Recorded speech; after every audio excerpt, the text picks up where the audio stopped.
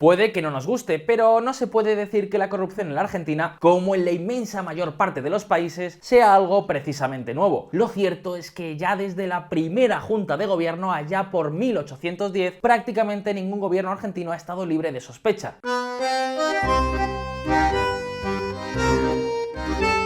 Y es que, claro, las posibilidades son casi infinitas y los incentivos muy generosos. Y no os penséis que simplemente es meter la mano y ya. La mayoría de los casos de corrupción son mucho más enrevesados. Sin embargo, amigos, lo que se ha destapado en los últimos tiempos, especialmente con el caso de los cuadernos, va mucho más allá. Estamos hablando de la constatación de que en la Argentina ha existido un proceso sistemático, liderado por el propio gobierno de la nación, con el objetivo de saquear a gran escala las arcas públicas del país. Y ojo, porque no estamos hablando de alguna que otra comisión, sino de miles y miles de millones de dólares que todo apunta a que fueron robados durante los gobiernos peronistas de Néstor Kirchner y Cristina Fernández de Kirchner. Las novedades se suceden prácticamente a diario, pero nuestro objetivo con este vídeo es contaros cómo comenzó, en qué consistía y cómo funcionaba una trama en la que está implicada la mismísima Presidencia de la República, así como decenas de políticos, jueces, funcionarios y muchos de los más importantes empresarios del país.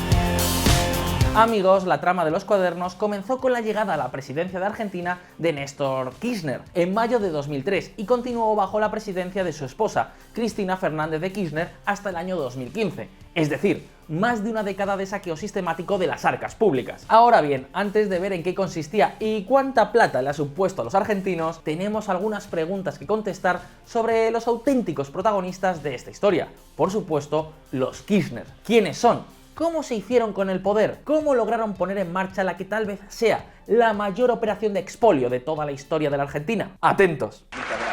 ¡Viva la patria!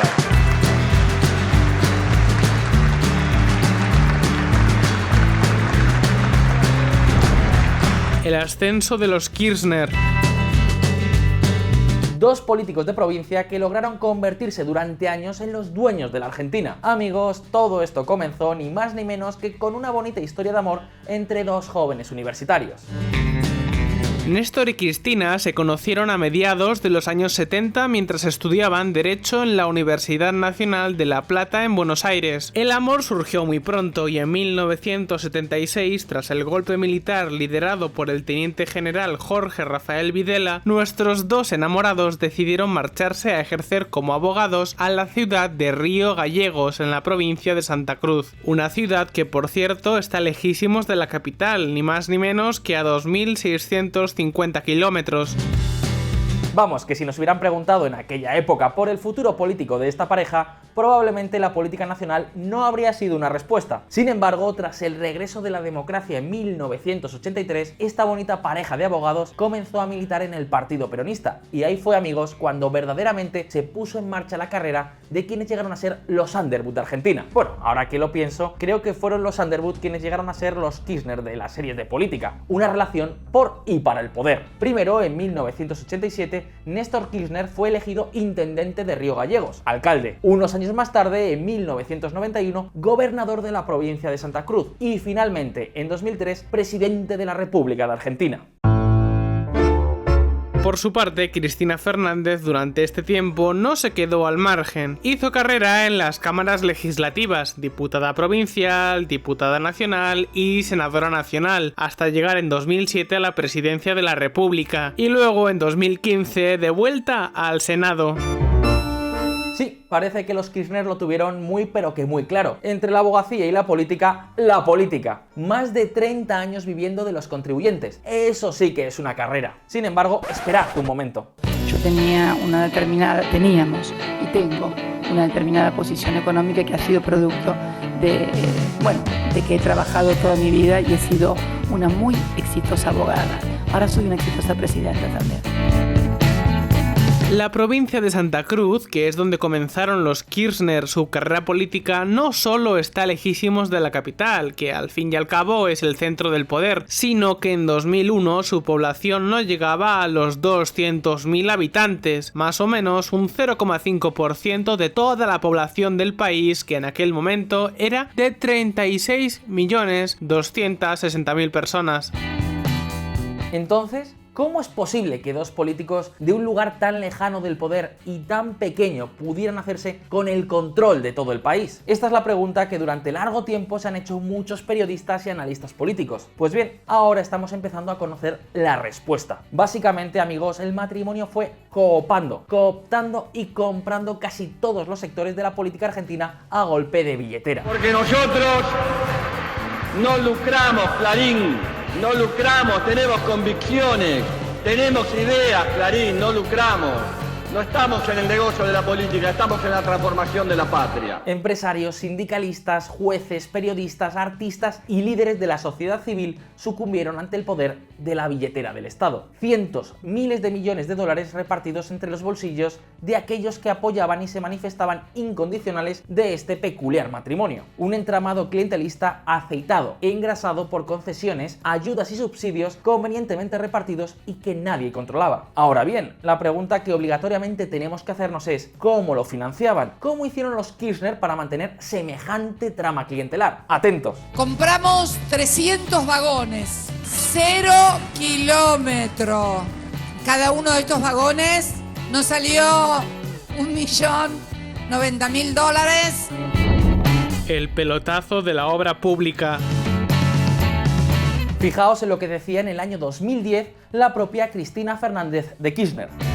Para nosotros, para esta administración, la obra pública no es una contingencia, es una convicción, un concepto político estructural que hemos venido desarrollando no solamente desde 2003, sino desde que nos tocó la responsabilidad de dirigir los destinos de una comunidad. Cristina Fernández de Kirchner. Ahora lo sabemos, ahora sabemos por qué era tan importante para este matrimonio la obra pública. Y no. Lo siento, pero no tiene nada que ver con los intereses del país. La obra pública era una de las partes centrales del entramado político de los Kirchner, primero en Santa Cruz y luego en toda la Argentina. Ahora bien, seguro que alguno de vosotros se está preguntando, pero Enrique, ¿cómo funcionaba el sistema? Pues veréis, en el fondo era bastante sencillo. El presidente Kirchner, por medio de su ministro de Planificación Federal e Inversión Pública, Julio De Vido, que además lo fue durante toda la etapa de los Kirchner al frente del país, se reunía periódicamente con las principales empresas constructoras de la Argentina, que a su vez eran convocadas por el presidente de la Cámara de la Construcción, Carlos Wagner. Pues bien, en estas reuniones se acordaba qué empresa exactamente se llevaría cada licitación pública. Es decir, para entendernos, se repartían el pastel en los despachos.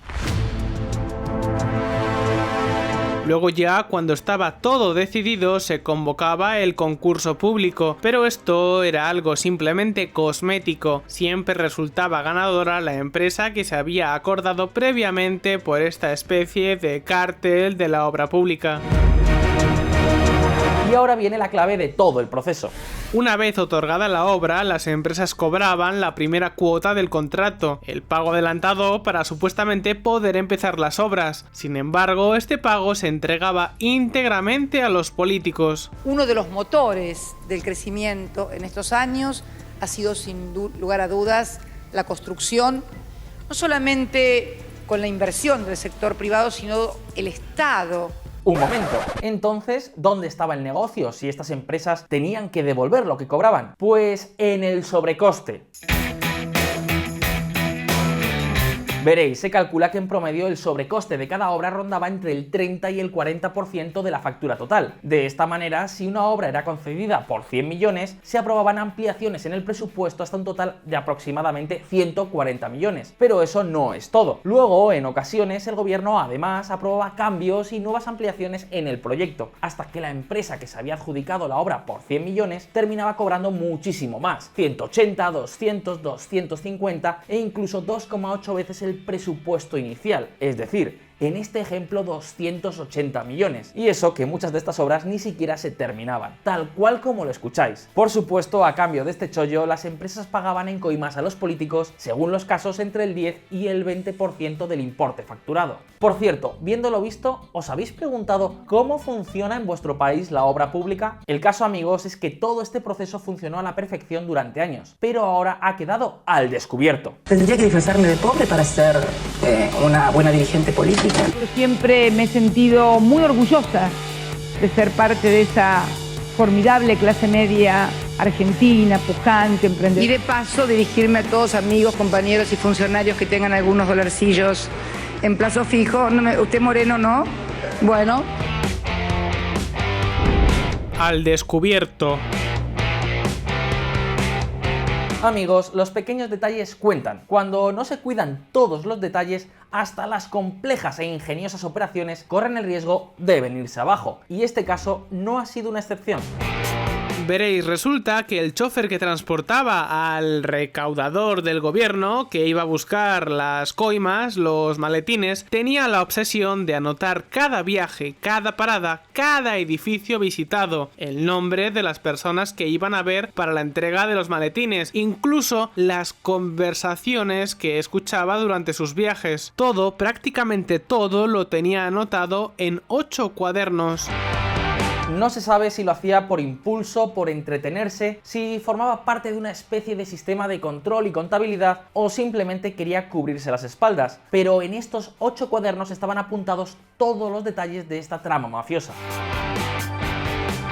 Y finalmente esos cuadernos llegaron a manos de un periodista que, al ver lo que contenían, decidió entregarlos a la justicia. Y tras un trabajo de meses de investigación, a finales de julio de 2018 comenzaron las detenciones de altos funcionarios y empresarios vinculados con la trama.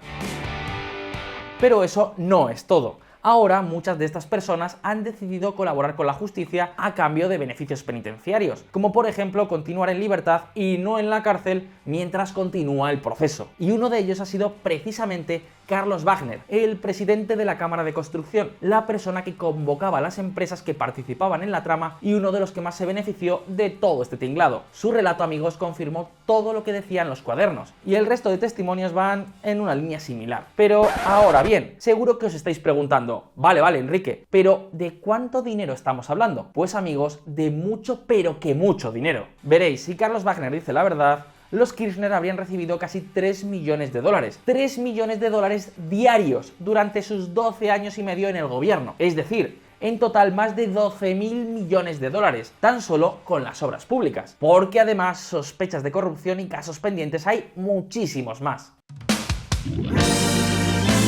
12.000 millones para pagar a políticos, jueces, periodistas, líderes sociales y por supuesto también para llenarse el bolsillo. Todo apunta a que es así como los Kirchner hicieron y consolidaron su poder sobre la Argentina.